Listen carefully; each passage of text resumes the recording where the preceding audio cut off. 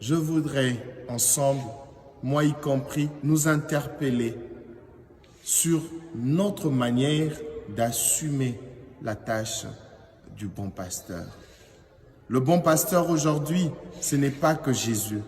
Le bon pasteur aujourd'hui, c'est le parent pour leurs enfants.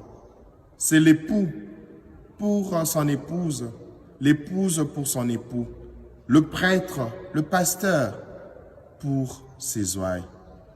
Oui, frères et sœurs, l'aîné pour ce cadet. Tous nous pouvons jouer ce rôle du bon pasteur. Jésus nous a donné l'exemple, nous devons le suivre. Il m'arrive deux fois de me rendre dans certaines familles où quand vous entrez, papa est en difficulté de vous présenter tous ses enfants en ordre établi, en commençant par l'aîné jusqu'au cadet. Et généralement, ce sont toujours les mamans qui le font. Nous avons des papas qui ne connaissent même plus les dates de naissance de leurs enfants et qui de fois s'embrouillent sur leur nom et ils ignorent même leur niveau de classe, même à l'université, parce qu'ils pensent qu'être bon pasteur, c'est donner de l'argent aux enfants, c'est le nourrir, c'est leur donner de voyages en Europe, c'est leur acheter des voitures. Non. Jésus dit, je donne ma vie pour mes brebis. Chers parents, beaucoup de vos enfants souffrent de votre absence. Beaucoup de vos enfants souffrent de votre inattention. Ils ont besoin de vous, pas de ce que vous avez. Vous n'êtes pas parents parce que vous avez de l'argent. Vous êtes parents parce que Dieu vous a permis de donner la vie.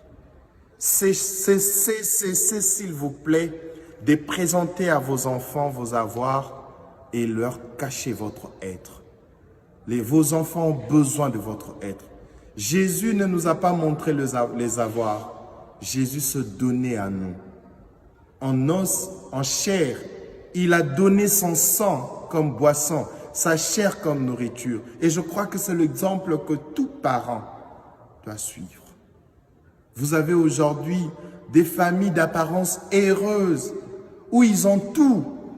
Il y a tout, l'argent, le pouvoir. Mais quand vous rencontrez les membres de cette famille, il y a une tristesse au fond du cœur parce que l'amour n'existe pas.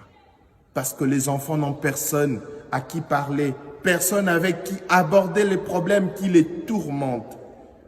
Et l'Église a pris maintenant la place de certains parents. Nous sommes prêtres. Qu'est-ce que nous n'écoutons pas? Parce que beaucoup des parents sont absents. Et je veux parler aussi aux conjoints, époux, épouses. Quand vous êtes époux d'une femme, de votre épouse, ne le soyez pas simplement en accomplissant vos tâches comme mari, en donnant de l'argent. Il y a deux choses qui ne s'achètent pas.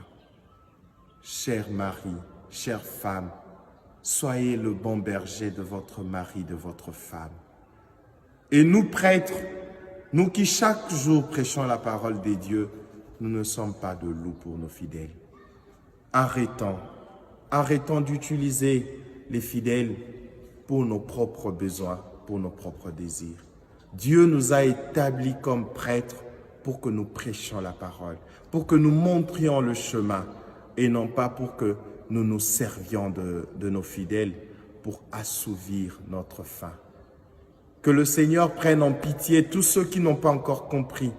Que le Seigneur nous pardonne et qu'il nous interpelle vivement pour que chacun revienne sur le bon chemin. Vous qui êtes autorité dans ce pays, autorité politique, administrative, militaire, vous avez une responsabilité. Vous êtes aussi des bons pasteurs. Sachez que chaque vie du Congolais qui se dilapide comme ça, Dieu vous en demandera compte. Vous êtes bons pasteurs pour que les gens cessent de mourir inutilement. Vous êtes là comme bons pasteurs pour que vous évitiez à ceux qui sont faibles d'être piétinés, écrasés. Vous êtes là pour garantir la vie à tout le monde. C'est pour cela que Dieu vous a donné cette parcelle d'autorité. Vous qui êtes chef militaire, ne prenez pas le plaisir à verser le sang. Le Seigneur attend de vous d'être un bon pasteur. Il vous en demandera compte. Vous qui gérez le pays sur le plan administratif, jusqu'à quand vous continuerez à multiplier de faux papiers? Jusqu'à quand les gens mourront de faim parce que vous mangez seuls l'argent du trésor public? Nous devons être tous de bons pasteurs. La souffrance continue parce que nous avons abandonné notre rôle du bon pasteur. Pour que notre pays se relève, chacun doit devenir le gardien de l'autre. Que le Seigneur bénisse la RDC, que le Seigneur bénisse notre Église, que le Seigneur vous bénisse. Amen.